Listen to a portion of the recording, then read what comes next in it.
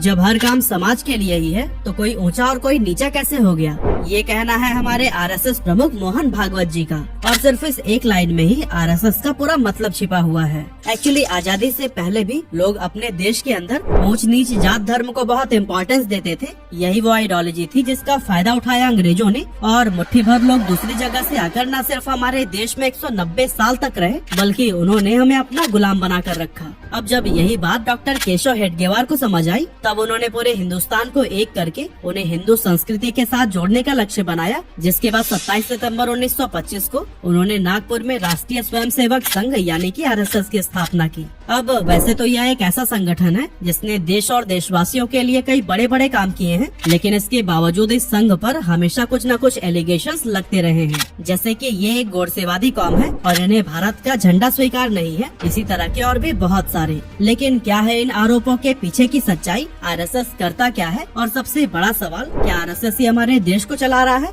चलिए सब कुछ हम डिटेल में जानते हैं। अब दोस्तों, वैसे तो इस संघ की शुरुआत आजादी से 20 साल पहले नागपुर शहर में डॉक्टर केशव हेडगेवार ने की थी, लेकिन उस टाइम जहां इसमें सिर्फ 5 लोग ही थे, वहीं आज के टाइम पर इस संघ के पूरे देश भर में 1 करोड़ से भी ज्यादा मेंबर्स हैं। और इस संघ के प्रमुख को सरसंघ चालक कहते हैं, जो कि आज तक की हिस्ट्री में कुल 6 लोग बन चुके हैं। और फिलहाल इस पोजीशन पर मोहन भागवत जी मौजूद हैं। लेकिन चलिए अब हम बात करते हैं कि आखिर आरएसएस की विचारधारा क्या है, कैसे यह संघ पूरे देश को एक साथ जोड़ने का काम करती है। तो दोस्तों, असल में यह संघ अखंड भारत की बात करता है, ऐसा भारत जो एक हो और एक ही विचारधारा में बंधा हुआ हो। संघ में किसी देवी देवता की पूजा नहीं की जाती, बल्कि उनके लिए सबसे ऊपर उनका ध्वज है और सभी मेंबर्स उसी को ही प्रणाम करते हैं। इसी झंडे के नीचे ही संघ के सभी फैसले और संकल्प लिए जाते हैं और ध्वज की प्रार्थना के बाद ही शाखा की कोई गतिविधि शुरू होती है। स्वयं सेवक इसी के नीचे ही एक्सरसाइज से लेकर बौद्धिक चर्चा तक करते हैं। लेकिन सवाल यह है कि भगवा ध्वज को ही संघ ने अपने ऑर्गेनाइजेशन में सबसे ऊंची जगह क्यों दी है? असल में एक झंडे को अपना प्रमुख बनाने का मकसद हर तरह के करप्शन से संस्था को दूर रखना है। साथ ही भारत या फिर कई दूसरे देशों में ऐसे बहुत सारे रिलीजियस या स्पिरिचुअल ऑर्गेनाइजेशंस हैं, जिनके फाउंडर्स को गुरु मानकर उन्हें पूजने की परंपरा है। लेकिन डॉक्टर हेडगेवार संघ में ऐसा नहीं चाहते थे, इसीलिए उन्होंने भगवा ध्वज को ही सबसे ऊपर रखा। अब आप जब भी संघ के मेंबर्स को देखेंगे तो वो एक स्पेशल यूनिफॉर्म में होते हैं। वो हमेशा व्हाइट शर्ट, खाकी पैंट और खाकी सॉक्स पहनते हैं। वहीं इनके बेल्ट का रंग ब्राउन होता है और ये ब्लैक शू और ब्लैक टोपी पहना करते हैं। अब इनकी यूनिफॉर्म की पैंट शुरुआती दिनों में हाफ हुआ करती थी, लेकिन बदलते वक्त के साथ उसमें थोड़ी सी ट्रांसफॉर्मेशन की गई और 2016 से हाफ पैंट के साथ साथ फुल पैंट पहनने की भी छूट दे दी गई। तो दोस्तों, अब हम बात करते हैं कि आरएसएस आखिर काम कैसे करता है। तो दोस्तों, असल में इस ऑर्गेनाइजेशन का मेन काम लोगों को ऑर्गेनाइज करना, उनको पावरफुल बनाना और उनके लाइफस्टाइल में सुधार लाना है। इस काम को आसानी से करने के लिए संघ की ब्रांचेस खोली गई हैं, जिसके जरिए हर जगह पूरे देश के लोगों से डायरेक्टली कनेक्ट किया जा सकता है। संघ, जिसकी शुरुआत नागपुर में सिर्फ 5 लोगों के साथ की गई थी, आज 42,613 अलग अलग जगहों पर इसकी करीब 68,000 शाखाएं हर रोज चल रही हैं, जो कि पब्लिक प्लेसेस पर लगाई जाती हैं। हर शाखा में एक हेड टीचर होता है, जिसका काम बुजुर्गों को फिट रखने के लिए उन्हें एक्सरसाइज सिखाना, बच्चों को गेम खिलाना और भारतीय संस्कृति के बारे में लोगों को एजुकेट करना रहता है, ताकि उनकी मेंटल एंड फिजिकल हेल्थ में पॉजिटिव बदलाव आ सके। इन शाखाओं को सुबह और शाम के समय लगाया जाता है, लेकिन ट्रेडिशनली सुबह और शाम को लगने वाली शाखाओं में मोहल्ले के बच्चे और युवाओं की संख्या काफी कम होती है। इसीलिए ऐसे यूथ जो नौकरी करते हैं या फिर किसी काम में फंसे हुए रहते हैं, उन्हें भी अपने साथ जोड़े रखने के लिए अब छुट्टी वाले दिन भी 1 घंटे शाखाएं चलाई जा रही है। इस 1 घंटे की ही गैदरिंग में इंटेलेक्चुअल एंड फिजिकल एक्टिविटीज कराई जाती हैं, जिसमें गेम, योगा, प्रेयर और सोशल इश्यूज पर डिस्कशन जैसे कई सारी गतिविधियां शामिल है। इसके अलावा एजुकेशन प्रोजेक्ट के जरिए भी संघ लोगों तक अपनी पहुंच बनाता है, जिसके लिए इसने देश के कई हिस्सों में सरस्वती विद्या मंदिर जैसे स्कूल खोल रखे हैं और इन स्कूल्स में संघ के ऑफिशियल्स भी पढ़ाते हैं। फिलहाल आरएसएस 35 से भी ज्यादा अलग अलग ऑर्गेनाइजेशन से जुड़ा हुआ है, जिसमें देश की रूलिंग पार्टी यानी कि भारतीय जनता पार्टी भी शामिल है। इसके अलावा भारतीय मजदूर संघ, भारतीय किसान संघ, राष्ट्रीय सेविका समिति और विश्व हिंदू परिषद जैसे ऑर्गेनाइजेशंस भी इसी से ही लिंक्ड हैं। अब इंडियन पॉलिटिक्स में आरएसएस के ऑर्गेनाइजेशन बीजेपी का कितना बड़ा नाम है, ये तो हम सभी देख ही रहे हैं, लेकिन हमारे प्रधानमंत्री नरेंद्र मोदी भी आरएसएस की ही देन है, क्योंकि अपने शुरुआती दिनों में वह भी इसी संघ से ही जुड़े हुए थे। इसके अलावा अलावा road transportation and highway minister Nitin Gadkari भी आरएसएस से ही निकले हैं। आज इस संघ से जुड़े लोग बहुत ऊंचे ऊंचे पोजीशंस पर बैठे हुए हैं और इस देश की तरक्की में अपना कंट्रीब्यूशन दे रहे हैं। इसीलिए ही आरएसएस को लेकर यह भी कहा जाता है कि यही संस्था पूरे देश को चला रहा है।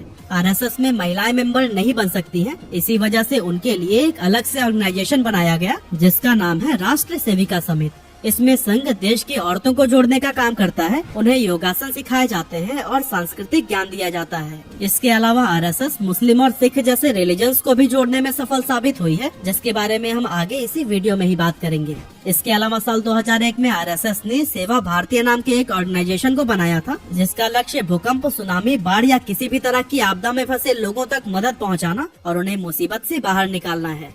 अब दोस्तों, जब से देश में आरएसएस की नींव पड़ी तभी से कई लोग इसके खिलाफ हो गए और इसकी विचारधारा को गलत बताने लगे। इन आलोचकों में देश के पहले प्रधानमंत्री नेहरू जी भी शामिल थे, जिन्हें यह संघ बिल्कुल भी रास नहीं आता था। लेकिन इंडो चाइना वॉर के दौरान कुछ ऐसा हुआ जिससे नेहरू जी भी संघ की तारीफ करने से खुद को नहीं रोक पाए।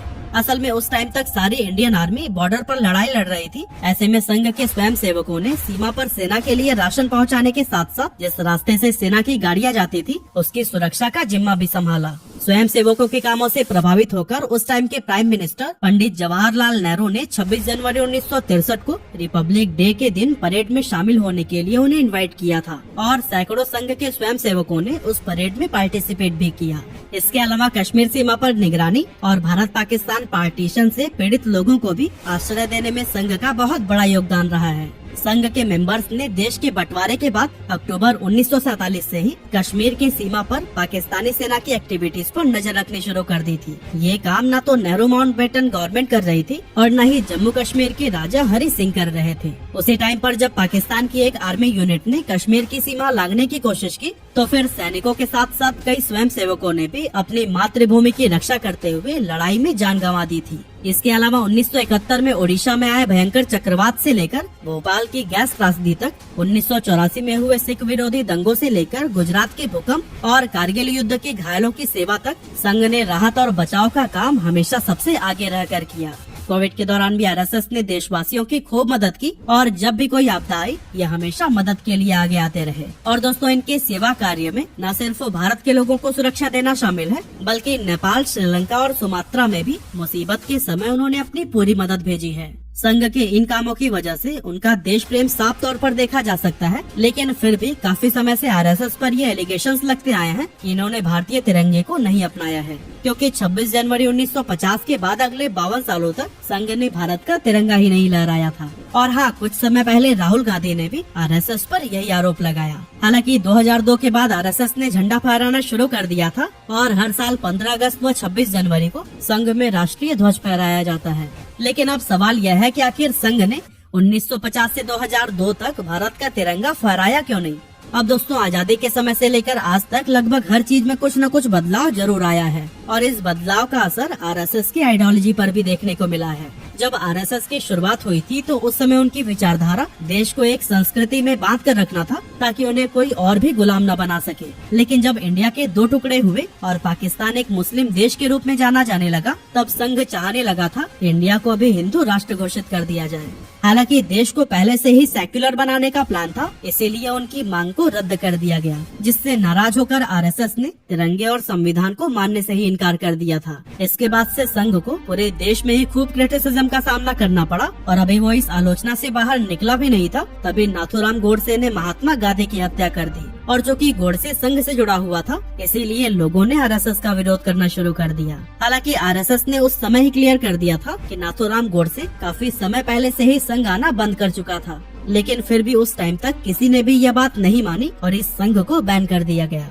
हालांकि आगे चलकर आरएसएस की काफी इन्वेस्टिगेशन हुई, इससे जुड़े लोगों से पूछताछ की गई, मगर जब इस संघ के खिलाफ कोई भी सबूत हाथ नहीं लगा, तब संघ के ऊपर लगे बैन को हटाने की मंजूरी दे दी गई। उस टाइम से लेकर आज तक संघ को 3 बार बैन किया जा चुका है। पहली बार गांधी जी की हत्या के बाद, दूसरी बार जब इंदिरा गांधी ने देश भर में इमरजेंसी लगा दी थी, क्योंकि उस दौरान संघ जेपी मूवमेंट को सपोर्ट कर रहा था, जिसका मेन मकसद इंदिरा गांधी को प्रधानमंत्री के पद से हटाना था। हालांकि इमरजेंसी खत्म होने के बाद से संघ से यह बैन हटा लिया गया था और फिर उसी समय आरएसएस को सपोर्ट करने के लिए जनता पार्टी बनी थी, जो कि इंदिरा जी के खिलाफ पॉलिटिक्स के मैदान में उतरी थी। और दोस्तों आपकी जानकारी के लिए मैं बता दूं कि इसी जनता पार्टी के ही टूटने के बाद बीजेपी बनी, जो कि आज इंडिया की सबसे मजबूत पॉलिटिकल पार्टी के तौर पर खड़ी है। इसके बाद से इस संघ पर तीसरा बैन 1992 में लगाया गया था, जब बाबरी मस्जिद को गिराया गया, क्योंकि बताया गया कि इसमें भी संघ से जुड़े लोग शामिल थे। लेकिन जांच में इस यूनियन के डायरेक्टली शामिल होने का कोई सबूत नहीं मिला, इसीलिए फिर से आरएसएस से प्रतिबंध हटा लिया गया था।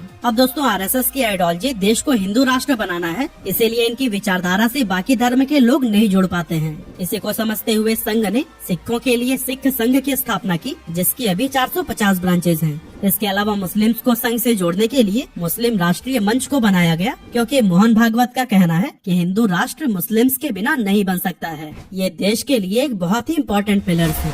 इसी तरह की बदलती सोच के साथ आज आरएसएस का एक्सपेंशन और भी ज्यादा तेज हो गया है, और पहले जहां इसे सिर्फ हिंदू धर्म से ही जोड़कर देखा जाता था, आज हर धर्म के लोग ही इससे कनेक्ट होने की कोशिश कर रहे हैं। करेंटली संघ का क्रेज युवाओं में लगातार बढ़ रहा है। आरएसएस के दावे के मुताबिक 2017 से लेकर 2022 तक 7 लाख से ज्यादा लोगों के संघ में शामिल होने की रिक्वेस्ट रिसीव हुई है, जिसमें 20 से 35 साल की उम्र वालों की संख्या सबसे ज्यादा है। और दोस्तों युवाओं के बढ़ते इंटरेस्ट की वजह से ही संघ और भी ज्यादा मजबूत होता जा रहा है।